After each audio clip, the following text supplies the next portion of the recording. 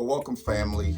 We're introducing a new addition to our ministry. Each month, we're going to place a conversation about something that has to do with Hope Fellowship Church, something that has to do with kingdom work in general. And this particular conversation is on our church planning for 2023. So, of course, I've got our operations Pastor Faye Datsey, and we're going to talk about what it's like to plan a year and what that is like. Our theme this year is "It is written." It is written. Read it, write it, work it. Read the word, write your vision, write your plan, and work the word and work your vision and work your plan. And we're focusing on that particular thing this year. But I wanted all of our partners to know that we don't get the privilege of living week to week. Right. Right. Most people who engage in church live week to week Right. and Sunday to Sunday. Mm-hmm. We don't have that luxury. We don't have that privilege. So the first thing I want to talk about is, what is it like to plan a church year? Yeah. I think there are several components that go into that. One certainly is a review. Right. You look at where you're coming from, which really informs, in a sense, where you're going to. So even though it's a new year, you're not always starting over. Right. And so one of the things that you look at is, where are there opportunities to build, and where's the momentum? I think the other thing that is always a factor is, what is God saying to the pastor? Which probably I should have said first, actually, because whatever way, as you pray and as you seek the Lord for the ministry and what he would have us to accomplish, that is always a guiding principle and factor in what we look at in terms of going forward. And then the other thing, and it sort of overlaps some of the other things that we probably will discuss, is, what are the resources? Right. Whether they are human, whether Right. they are financial, Right. or technological. So what are the resources that we realistically have in our quiver, as well as what we need to have? So we sort of look at all that, and it's a mixed bag, and then you sort of begin to slice it and dice it and fit the resources with the vision, and the vision with the resources, and go from there. And I do. I start and I pray, what is God saying for Hope Fellowship Church for this particular year? What did we accomplish last year?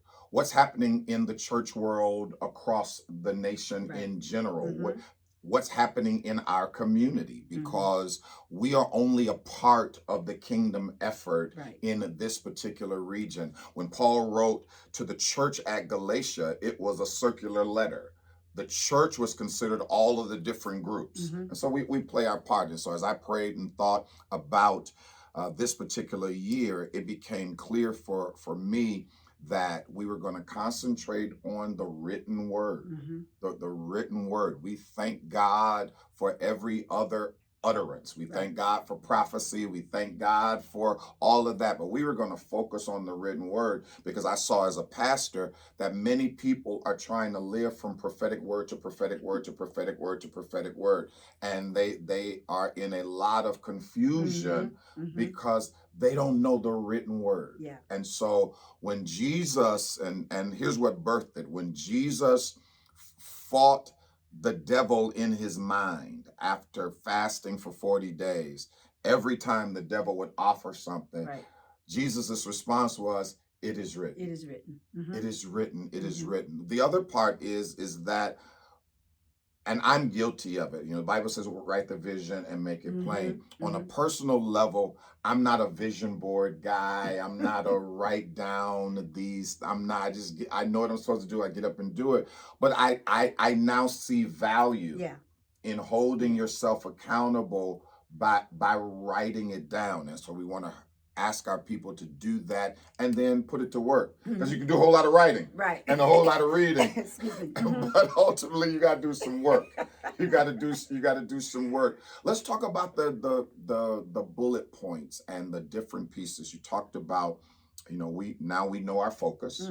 So now we got to get into resources. Let's talk about planning a year from a financial resource perspective? Right. Well, again, you begin with where you're coming from. So there is a rhythm or a pattern, for lack of a better word, to giving. And so we look at, and we have highs and lows. And I Right. mean, you and I have talked about this at length. I mean, there are certain Sundays that we know this is going to be A good Sunday. a good Sunday. There are certain Sundays that we know this historically has been not as great a Right. Sunday. There are events Yes. in the lives of our partners that determine or certainly affect how the giving flows. Right. So whether it's a major holiday where people are spending money, Right. truthfully, And it shouldn't affect their tithe, but it does. In reality, But it for does. those who are consistent in their tithing, those events do affect their discretionary income. Yes, yes. But to your point,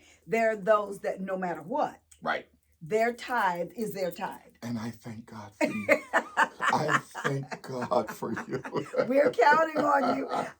But to that point, and so we have to look at what are our trends Yes. in our giving, and so we look at that, and then we plan around that. But I think the other thing that's important is that we always expect God to do something. There's always a little bit of faith in the budget. Absolutely. Now, it can't be a whole lot of faith in the budget. That would get us in big trouble. And here's what I mean by that.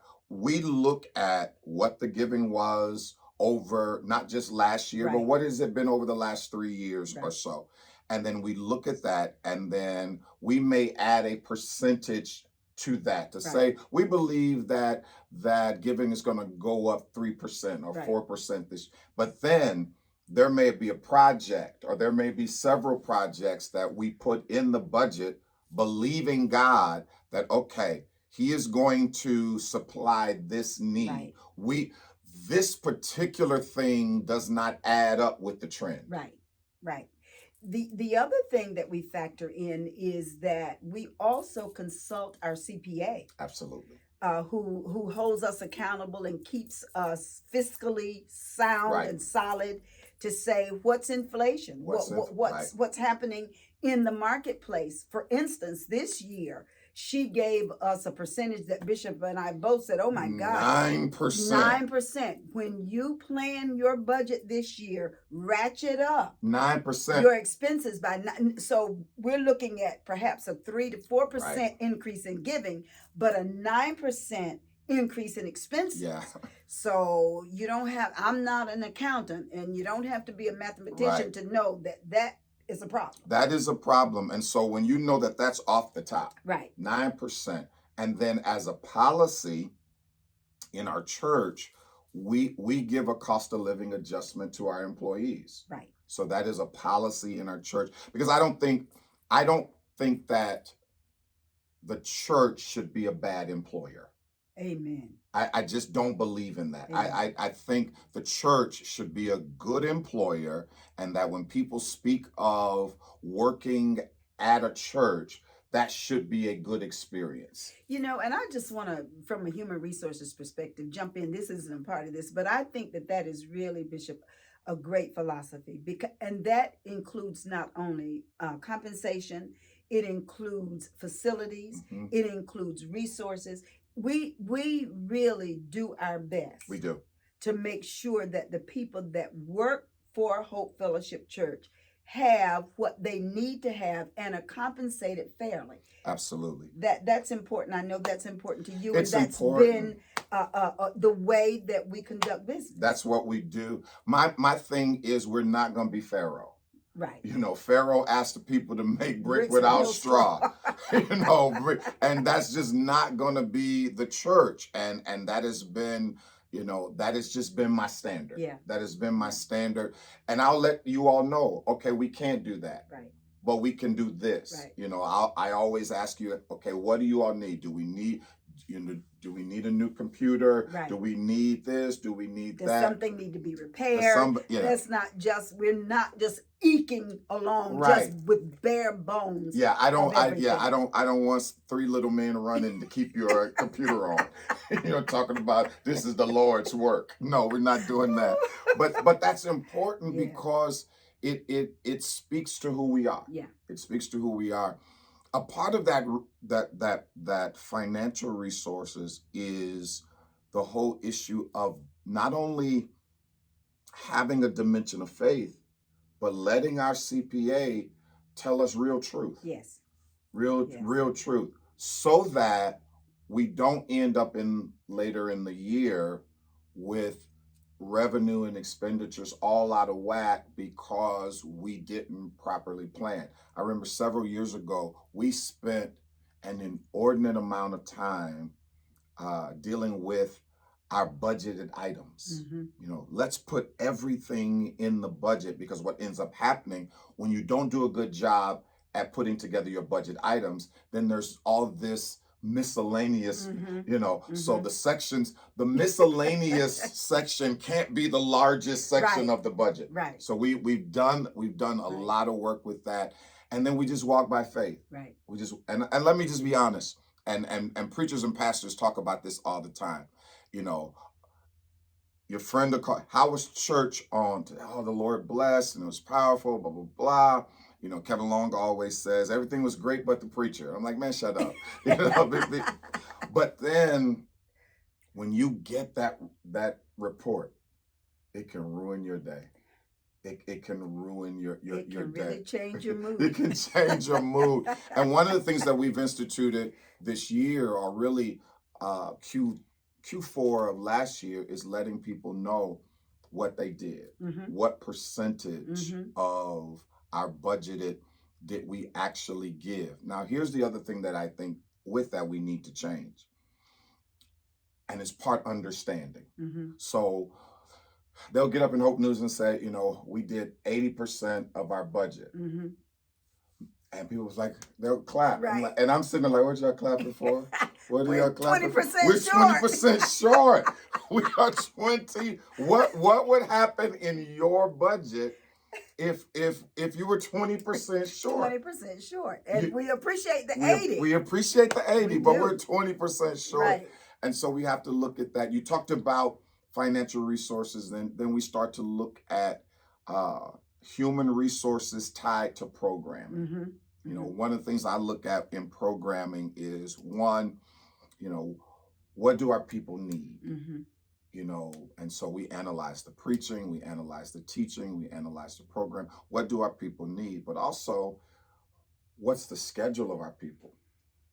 Because we can offer a lot of stuff that they don't have time for. Right. So if people aren't making time for it, so it's, what do the people need? So that we start planning, we start scheduling, we start looking, okay, here are the subjects we're going to teach on, here are the programs we're going to offer, what's missing, what has been for this year. As we went into this year and said, listen, we're going to focus on these couple of things to get these things built. But that doesn't mean that we don't care about these other things. Right. But these are the things that are priorities. Let's talk about priority setting for the church. When we sit down and talk about priorities, sometimes that's a deep discussion and a battle and a prayer and a pros and cons, because everything seems to be important. Yeah. But if everything can't be the top priority. Everything can't be the top priority. If everything's important, nothing's important. Right. So when you look at, I bring you, here are the priorities, you look at the resources, and then we start to develop the planning. Talk to me about then, we got what we want to do in the year.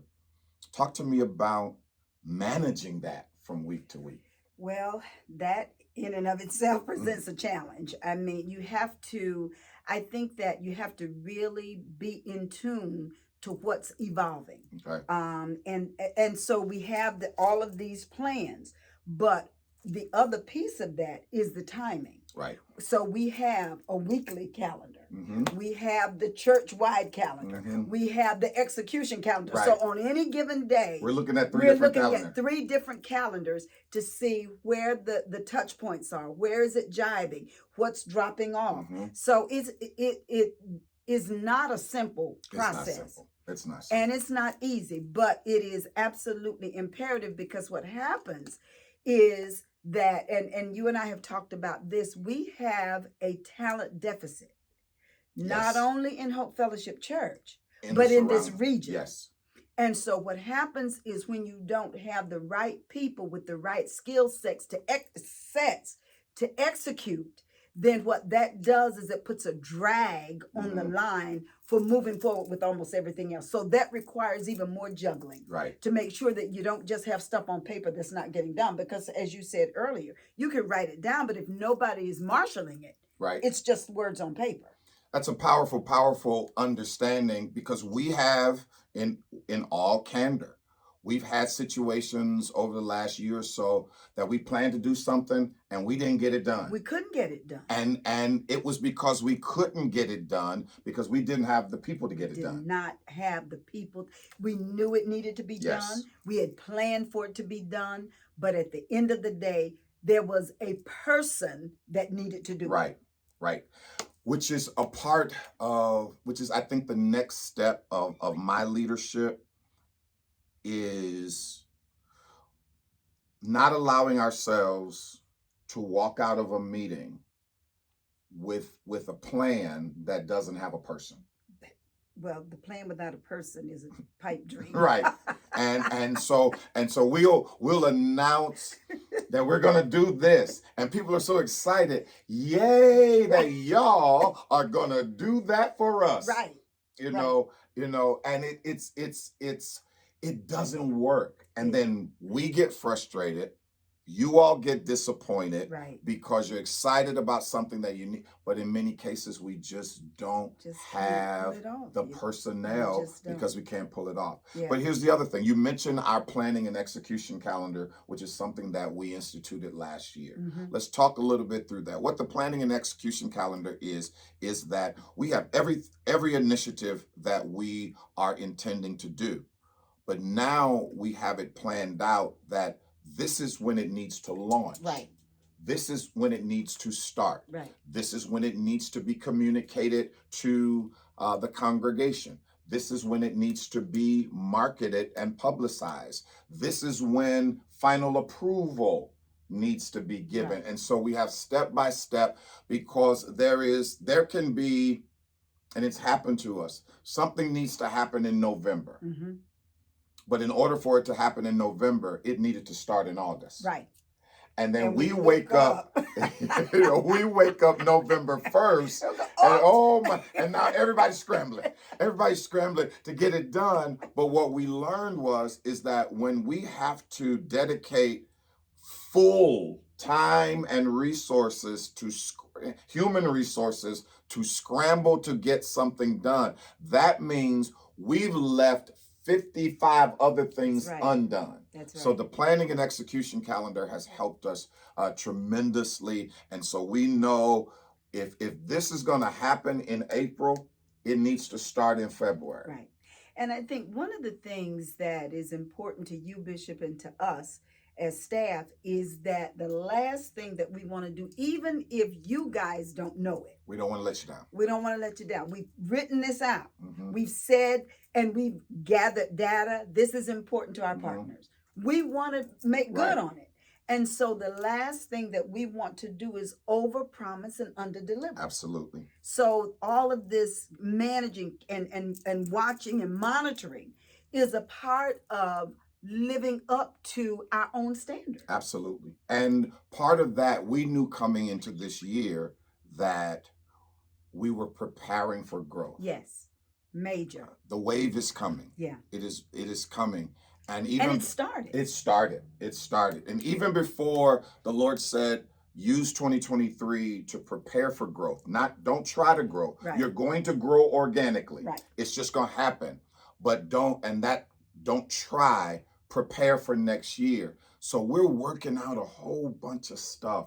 Processes, resources, planning, execution, leadership training, all of that, because when the wave comes, we got to be ready to ride it, which makes this year already a little bit challenging, because everything that we do this year, I know it has something to do with next year. Right. Right. Everything that we fix, everything that we develop, everything that we just kind of tighten up. Okay, that's okay. I love that man to life. God rest his soul. Deacon Roosevelt Taylor. He would come to me and say, "We got to tighten up. We got to tighten up. It's time to tighten up. This okay. I need you to tighten up." Yeah. And so we're tightening up things to prepare for the wave that has started. Even as we're recording this now, I drove in this morning and I thought I had been told that the city of Daytona was going to renovate the tennis courts because that was going to become the home court for the Bethune-Cookman University tennis team. Either they didn't say it right or I didn't hear it right. Okay. Because it is not becoming, the renovation is later, but it's the home court now. Oh. I drove in this morning and there's a tennis match going on over there right now. Right next door. Right next door. And so I will be walking down there to hopefully meet the tennis coaches and to say, what can we do? Can we provide a meal once a week or something? When the students come out of practice, we're right down the street because we can't let them be next door and not impact their lives. Right. So that affects the budget. When and I'm Mr. Idea, and they like, okay, what idea? Okay. So when I came up with that idea, the first thing I asked was, is it something we can afford? You said, yes, it's something we can afford. I said, well, the next thing we need to do is we need to talk to food service to see if it's something that they can handle, because I don't want to promise something that we're not built to deliver. And if we're gonna go into it, we can't start and stop. We can't start and stop. And it has to meet Hope Fellowship Church standards. Exactly. So exactly. So when they leave, it's like, okay, that food was good. Yes. We ate good. And Bishop, as you're talking about tightening up, I just want to say a word to our online partners, to our remote partners, and we hear you. We know and we feel your disappointment, your frustration, your aggravation when the sound is not good, or when we can't get online. Like last Sunday, our platform, not ours, but Restream around the country went down, but that impacted our ability to get our Sunday morning worship service to you, and we didn't have a plan B. So it's all of those kinds of things. I really want you to hear our hearts, that we hear you. It's not that we're ignoring it. It's not that we're okay when it's not right. And we are working feverishly to fix it. Because you matter as much as those people that are in the Victory Center. And it is a resource issue. It is a financial resource issue. It is also a human resource issue. Yeah. Some of the things that we're not able to provide on a consistent basis, such as internet, sound, and the like, in many cases, it's because either we have persons who are stretched out and they're running and trying to do this, or we don't have people trained in that area. Right. And it doesn't, the days of just send somebody to go turn some knobs, those days are over. Don't turn knobs. Don't touch nothing. Don't touch nothing. Don't turn knobs. And so we're working it out, but we hear you. Yeah, we do. And it matters. Yeah. Last thing that I want to talk about for this session is, as we look at 2023, what makes 2023 a success? I think what makes 2023 a success is a couple of things. One is you have given us our focus. It is written. And so it is a focus on doing that, of reading and writing and implementing the word in our lives, as you teach on Sunday morning, as you teach in VBI, as you teach in the Victory Prayer Gathering, to gather those nuggets and really pray about and be serious about applying those teachings to our own lives. You can teach until the cows come home, but if I don't Right. appropriate. I got to work it. I've got to work that word. So really making a commitment to myself to honor that, to be a part of that, and to make that a part of my daily life, I think is one. It's for each individual to own it. And then I think the other thing is to do the work that prepares us when the wave comes, we're not scrambling trying to figure out, to really drill down and look at every system, every resource, and to make sure that we are aligning ourselves so that if we have an influx of 100 or 1,000, we're ready day one to accommodate it. And so that's why the work that we're doing now of really examining everything is so important, and being really critical of our own work and our own process to say this can be better. And to I never love be satisfied. that about our team. Right. We take nothing personal. Right. We critique everything. We critique all of our work. Yep. You know, you all critique me. It's because we're trying to serve God, and we're trying to serve his people in a very, very excellent way. And I love that. It's about impact. It is about impact. And if we don't make that impact, then at the end of the day, it doesn't matter how good of a teacher I am. At the end of the day, it doesn't matter how good our band is or how good our worship team is. It doesn't matter if we're not partnering. That's why we call you partners. If we're not partnering for the impact. Right. You know, when I look at the year, and we're Hope Fellowship Church, the Victory Center. And so we are a worship center. We are a training center. We are a service delivery center, and we are a safe place to grow. And if you had to put, for continuity, if you had to put center on that whole safe place to grow, what it really is, and I was actually, and things are ever evolving, I was actually praying about this and meditating about this morning, because I initially said that last safe place to grow is a discipleship center. But then it hit me.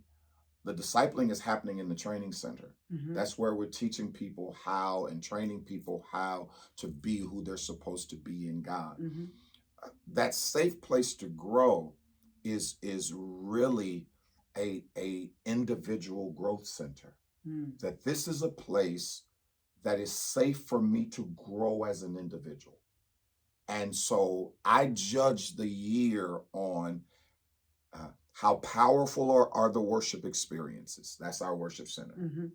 Are we delivering services to the community? Okay, so when I grade the year, what impact, what services did we deliver to the community? Then looking at what did we train our people to do? So I look at all of the teaching, all of that, because I teach my sons and daughters, whatever you expect to reap from the congregation, you have to sow in preaching and teaching. So if you never sow the preaching and teaching of generosity, don't expect to reap a generous church. If you never sow in preaching and teaching faith, then don't expect your people to have any. You know, and so we sow what we expect to reap. And so I look at how we teach and how we train. But then the other thing is how we're individually growing. How we are individually growing. And we've set up the fact that, you know, this is great soil. We got standards. There's going to be opportunity. We're going to make investments. We're going to do everything with love. And so how are we growing? Am I better? Am I a better everything in real life?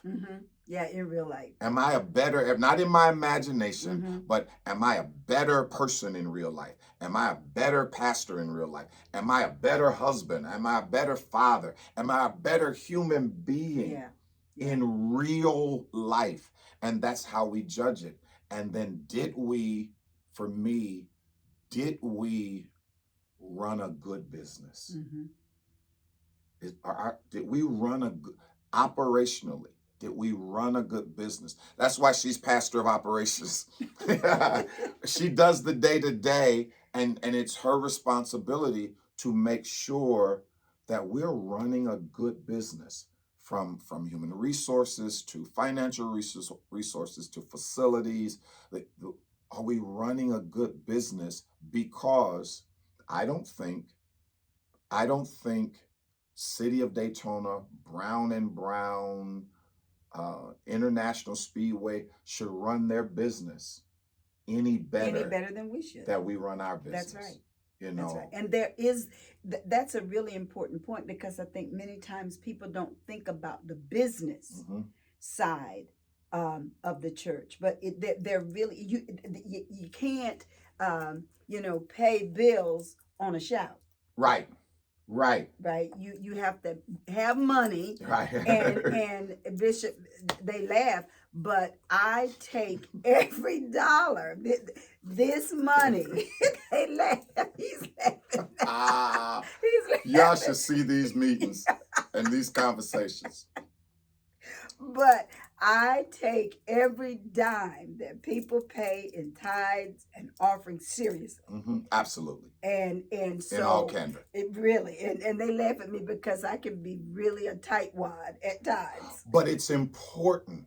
It is important to have that. And this is one of the things, it's her job to make sure that we are fiscally sound. Yes.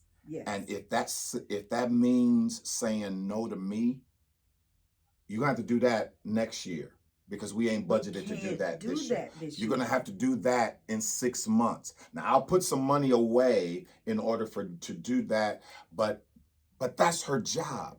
Or sometimes we have to say, okay, if you want to do that, if that has become more pressing, we can't do this, then let's not do that. Right. So it's not always just no, or we have to wait, but we have to look at the pot of money that we have to operate from, and let's not do some things in order to do some more pressing. And here's a quick leadership thing, and then we're out of here. If you are the top dog, if you are the senior leader, and your people can't tell you no, then your system is shot. Your system is shot. And one of the things that I've done, not just since I've been back, but one of the things that I've done from the beginning is that I've told our people listen, I will not wantonly use the Lord told me. Because I have to protect my ability to say that. So if it's something that we have to do, and God has said to me, I'm going to take care of it. I'm going to get it done. The money's going to come in, and you're going to get that, and boom, boom, boom, boom, boom. Then I only say that if he said it to me. You know, when we started and we're getting ready to go to the next phase, when we started the idea of Founders Hall, you know, and so, and I came in the staff meeting and I said, okay, and I'm going to go to the pulpit and I'm going to get $5,000 on top of our tithes and offerings. And they were looking at me like, yeah, right. Yeah, right. Okay. Good luck with that. Good luck with that. And so I said to them, please let me start this process of developing Founders Hall, because I know it's what I'm supposed to do. And you all responded to the call of God, and we got that $5,000 that Sunday without sweating, we did, without prophesying, without anything. So I just reserve my right. I wrote something years ago that when you have a voice, you have to protect it. And I just try to protect my voice, because otherwise it's like, no, you said that last time, and we got 12 cents. So listen, every month we're going to have a conversation so that you can see what I call the working of the ministry. Because one of the goals for the next season of Hope Fellowship is for you to know more about church, for you to know more about how this thing works. And we want to pull back the curtain a little bit and show you how this thing works for your knowledge, but also hoping that you'll say, hey, They have that need. Oh, I can meet that need. Mm. I've got those skills. I've got those talents. Listen, every month we'll share with you. I appreciate you all so very, very much. And guess what? The wave is coming. It's coming. The wave is coming.